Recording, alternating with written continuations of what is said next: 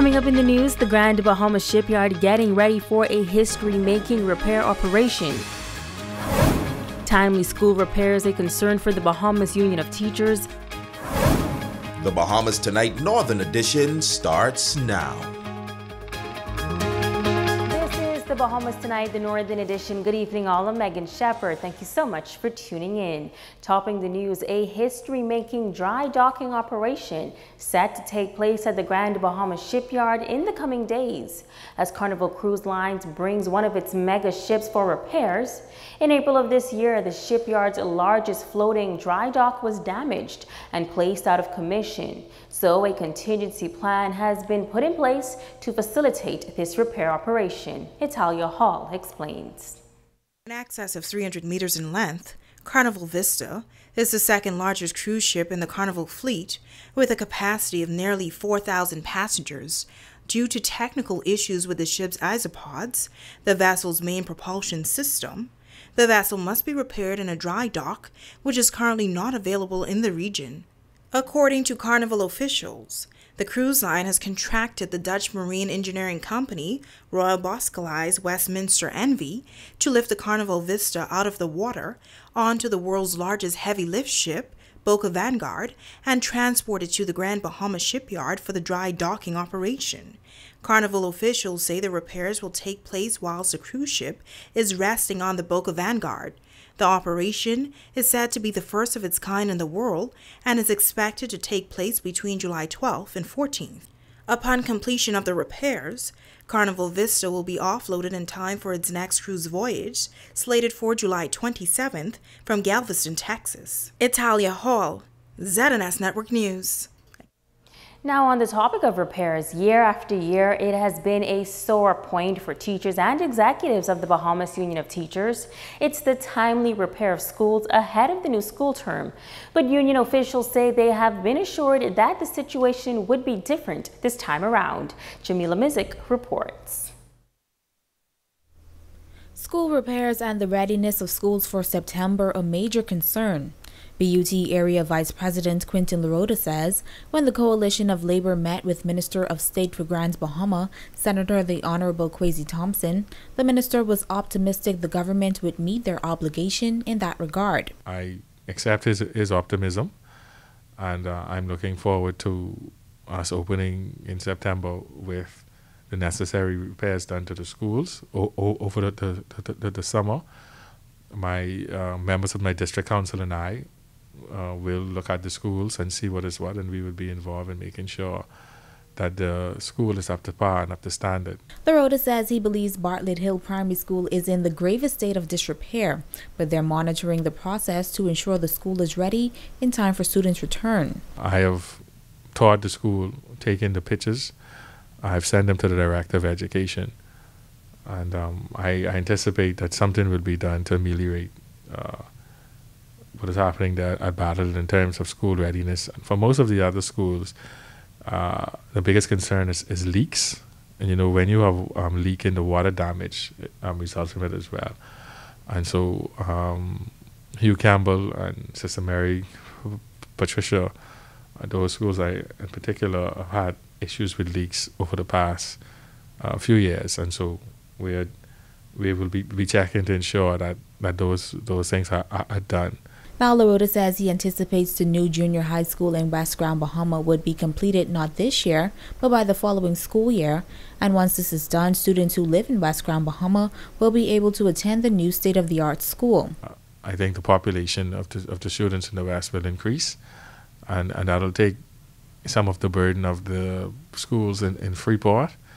And I think that then you'll have the adequate amount of classrooms that's needed. I also think for Sister Mary, the government should seriously consider building a multi-purpose building. It don't have to be a gym like the high schools, but a multi-purpose building so that they can have exams, assemblies, and so forth. Exams in particular. Jamila Mizik, ZNS Network News.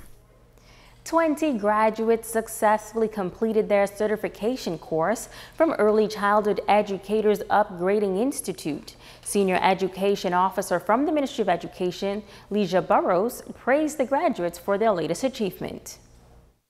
Thank you for joining the field of trained early childhood educators. As certified child care providers, we are depending on you. We are depending on you to do your part to ensure that the care, the education, and the training that you offer is of high quality. Burroughs also urged the graduates to continue to seek alternative ways to improve themselves as educators. She says she expects the graduates to apply the knowledge and information they would have learned through the upgrading course to become more effective and efficient in their profession. This training is the beginning. You must continue professional development and training so that you may be effective, that you may develop strategies that are current, strategies that help a child to be holistic, their language, their social, their emotional, their physical, and their creative skills. We're depending on you to provide the environment that fosters that development. In less than 1 week, the Bahamas will celebrate 46 years as an independent nation. Here on Grand Bahama, festivities are underway. On July 8th, a cultural extravaganza is planned for the Independence Park. The Governor General, the Most Honorable C.A. Smith, Prime Minister, the Most Honorable Hubert Minnis, and other cabinet ministers are expected to be in attendance. Chairperson of the Grand Bahama Independence Celebration Committee, Senator the Honorable Jasmine Darius, is encouraging all Bahamians to come out and be a part of the events. Please note our change of date to July 8th at 7 p.m. on the Independence Park, Freeport. We also highlight the other events that are taking place. On Thursday, July 4th at 6 p.m., our Goombay Summer kicks off on Tino Beach Park. On Friday, July 5th at 9 a.m., it is our National Pride Day or our Flag Raising Day. In Freeport, it will be held at the Harold de Gregory Complex.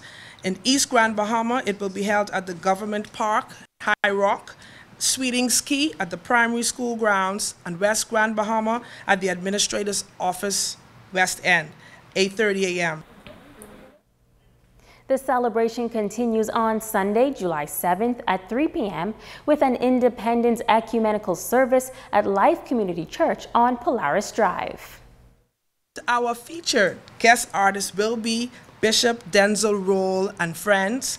I would also like to highlight again Monday, July 8th at 7 p.m. our cultural extravaganza, and of course our Bahamian celebrities who will be hosting. My favorite, Mr. Will Stubbs and Miss Daisy will be there. And so these events are going to be epic. We want you to wear your Bahamian paraphernalia, bring your Bahamian flags. From East End to West End, all over Grand Bahama, come out and let's celebrate our 46th independence. United we stand, Bahamas, together we can. Now in news from the crime beat, 2 females shot overnight on Grand Bahama. The shooting incident taking place on East Sunrise Highway around 2 this morning. Police say it was reported that a male with a gun shot the 2 females. They both sustained injuries to the leg area and were taken to hospital where they are listed in stable condition. Police are appealing to the general public for any information that can assist them in this investigation to call 350-3107 through 12, 911-919, or call your nearest police station. You're watching the Bahamas Tonight, the Northern Edition. Stay with us. There's more news right after this break.